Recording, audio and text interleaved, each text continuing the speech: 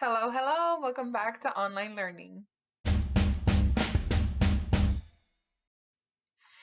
Good morning, boys and girls. Today is Friday, May 22nd of 2020, and you know what that means. It is the end of week 8. Woo! Can you believe it? We are done with week 8 of online learning. You guys have been doing such an awesome job. I will never get tired of saying that. I am so proud of everything that you have done, all of your hard work. Thank you so very much for making it so easy to teach you and just for making the best out of this whole situation. So thank you. We are going to go ahead and get started with today. Just a couple of reminders. Library. Don't forget to check on Miss Walton. Art Club. Don't forget to check on Mr. Mansour. And Imagine Math. Don't forget to check on Imagine Math. So we are concluding our animal topics. We are concluding our science units of habitats today, talking about one of my favorite habitats, the Arctic. You guys know how I love keeping the room cold. And I'm sorry for those of you who were always kind of chilly in my room, but Miss Castillo loves the cold. So today we're going to get to learn a little bit more about how animals and plants live in this specific habitat. We are going to go ahead and get started with Annie and Moby.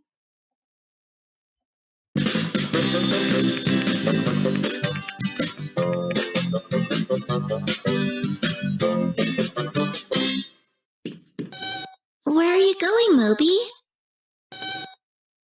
You're going to the Arctic. What is the Arctic? The Arctic is the area around the North Pole. The Arctic includes the Arctic Ocean and parts of Canada, Greenland, Iceland, Norway, Sweden, Finland, and Russia. The Arctic even includes a part of the United States, Alaska. You can find rivers, mountains, forests, and prairies in the Arctic. There are also a lot of glaciers, which are large bodies of ice that move very slowly. The Arctic can get very cold. Well, in some places, the temperature can get down to 0 degrees Celsius. But during the Arctic winter, the temperature drops below 0 to about negative 40 degrees Celsius. It takes 1 year for Earth to orbit the Sun. Our planet is tilted at an angle. Sunlight hits parts of the Earth in different ways as it orbits the Sun. During the summer, the Arctic is tilted toward the Sun. Most parts of the Arctic get many hours of sunlight. In some Arctic places, it doesn't get dark all summer. During the Arctic winter, the Arctic is tilted away from the Sun. Many parts of the Arctic get just a few hours of sunlight. In some parts, there's no sunlight at all in the winter, and it stays dark for months. Good question, Moby. How do plants survive in the Arctic? The Arctic gets freezing cold, so plants have different ways to live in their environment.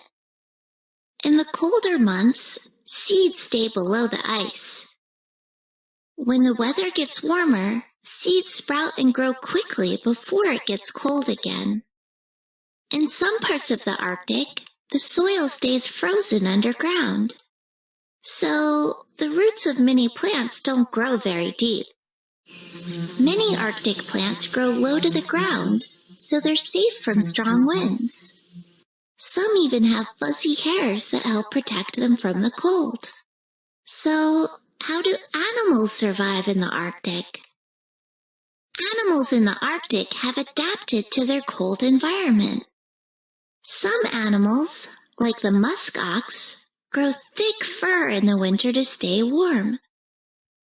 Walruses, seals, and whales in the Arctic grow thick layers of fat called blubber, which help keep them warm. Food can be hard to find during Arctic winters, but animals have ways to survive. Some Arctic animals, like caribou, migrate to warmer places to find food. Polar bears hunt for whales, seals, and walruses.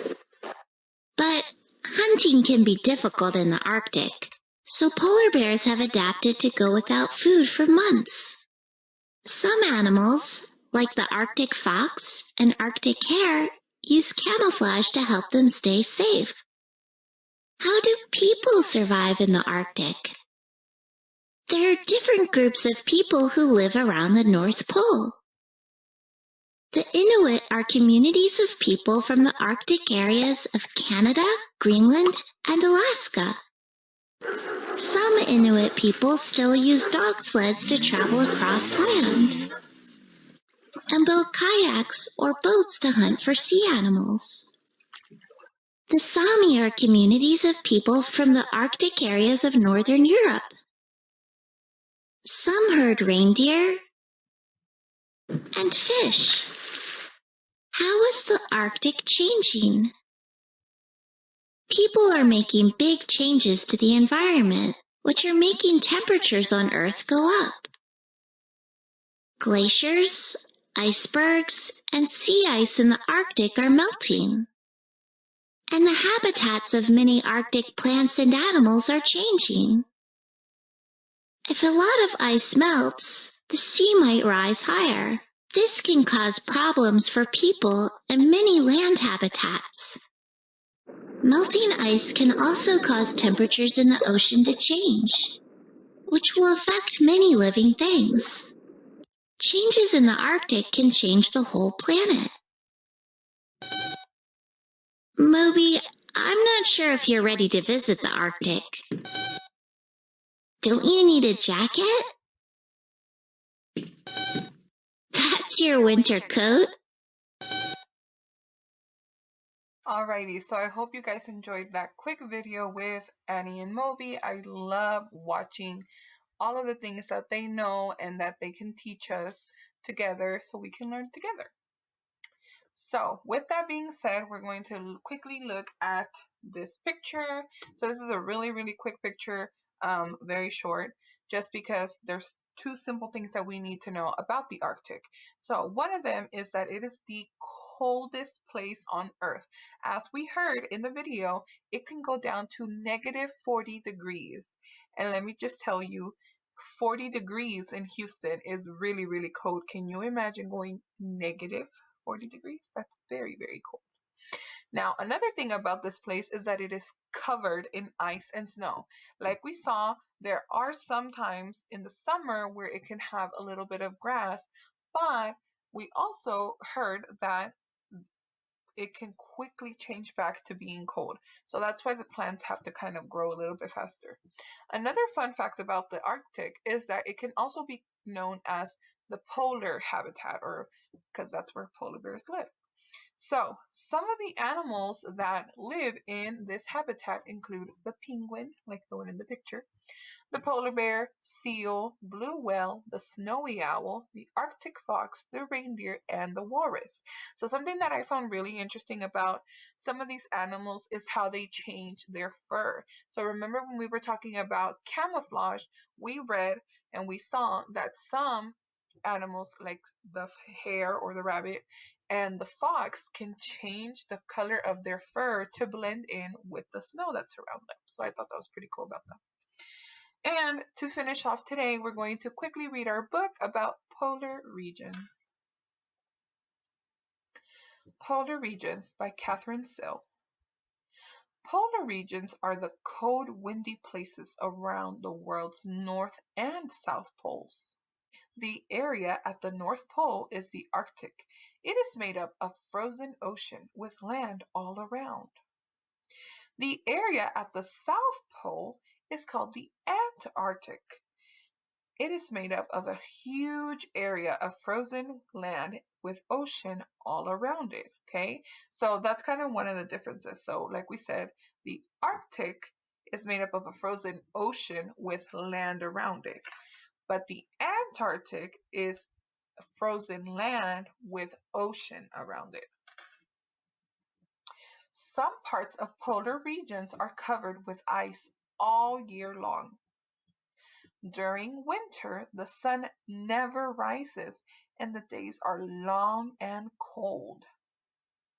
In the summer, the sun shines all day and night, and the days are a little warmer. So, this is actually something that I have heard of before, that in Alaska, during the summer, the moon never comes out. It is the sun the whole day. It could be midnight and the sun is still out. So that's kind of makes it hard for them to adjust to their living situations. A lot of people have to buy special curtains or buy special blinds for their windows to make sure that it's really, really dark when it's nighttime so that they don't mess up their sleeping schedule.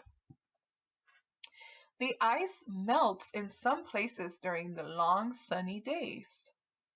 Plants are able to live in these warmer parts of polar regions. The plants in polar regions grow close to the ground where they are protected from the cold wind. Animals live in different parts of polar regions. They have special ways to survive the cold temperatures. So, this is actually a squirrel. This is an Arctic ground squirrel. And, like we read or that we heard, some animals actually hibernate during this time. So, that just means that they eat a bunch during the warm time. So, when they know that the cold time is going to come, they go underground and they wait until it becomes warmer again. Most polar animals live in the ocean where it is warmer. Many have a thick layer of fat called blubber. Some fish in polar regions have a special kind of blood that keeps them from freezing. So remember that fish are cold-blooded. Animals that live on land have thick fur or warm feathers to protect them from the cold. Some live in dens or tunnels under the snow. Others move to warmer places during the winter. And what is that called when we move? Migration. Polar regions are important places that need to be protected. Alrighty. And with that, boys and girls, I am here to show you your activity. Just like we've been doing for this entire week for all of our habitats, we will be doing the same for the Arctic. So, have your paper ready. And be sure that you are telling me, where do you think this place is? And I know that this video kind of helped us a lot with that. What are some animals that live there? What are some plants that can grow? Tell me something cool or something that you found really interesting about the Arctic that you might have not known before. And would you visit this place? Let me know. And with that, we have concluded week eight of online learning. I cannot believe it. We have made it so far. I am so proud of you guys once again. Remember that there is no school next Monday. It is Memorial Day, so we will not be doing school. But there are some things that we need to remind you of. So please be sure that your parents are checking on Dojo and checking their messages. That is very important so that they know when the activities are coming up. So on Tuesday, the 26th, there will not be any lessons, no videos, because we're going to have our ceremony at 9 o'clock in the morning. So we're not posting the videos. We're going to post the link to Zoom so that you can join us for the ceremony. And I want to see y'all dressed up with your hair done, girls, boys, put some gel on, get your fancy shirts on. We want to see everybody dressed your very best for our ceremony. And then on Wednesday and Thursday, Ms. Carranza and I have prepared a couple of fun activities for you guys to be able to do. It won't be through Class Dojo anymore, so you won't have to be doing any papers or taking pictures of that anymore, but you will still have some activities to complete. And on Friday, there will also be no lesson, no videos, because we will have our picnic on Zoom. So hopefully you guys are able to join us for next week of fun to finish up our school year. I am so excited to see you guys on Tuesday for our ceremony. Do your very best, dress your very best, and come ready to impress. Love you, miss you, and I can't wait to see you through Zoom. Have a great weekend and enjoy your day off.